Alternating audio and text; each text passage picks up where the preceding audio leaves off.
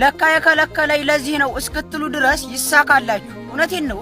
ሁሌም ቢሆን የሚቸኩል ልብ እንጂ የሚዘገይ የሚያረፍድ ጌታ የለም። እውነቴን ነው። እኛ ቸኩለን እኛ እኮ እንደውም አንዳንዴ የሆነ ነገር ካሰብን ያቺ ያሰብናት ነገር ልክ ስለምትመስለን ሁሉን በአንድ ጊዜ ማድረግ ነው የምንፈልገው። እንቸኩላለን። ልባችን እንደዚህ ይወሰወሳል። ሁሌም ቢሆን እኛ ስለምንቸኩል ነው እንጂ እሱ አይዘገይም።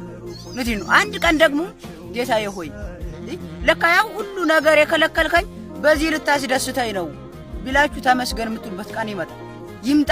አሁን ደግሞ ለዛ ቀን እንዲመጣ ግን አሁን እናንተ ዋነኛ ምዕራፍ ናችሁ። በሕይወታችሁ ሰው ይሄድ እሰየው ሸገ ይምጣ እሰየው አይከፋም። በራሱ ይሄድ አይከፋም። በራሱ ይምጣ አይከፋም። እናንተ ብቻ ሰው መሆን አለባችሁ። ሰው የመጣውን ይቀበላል፣ የሄደውን ይሸኛል። አለቀ።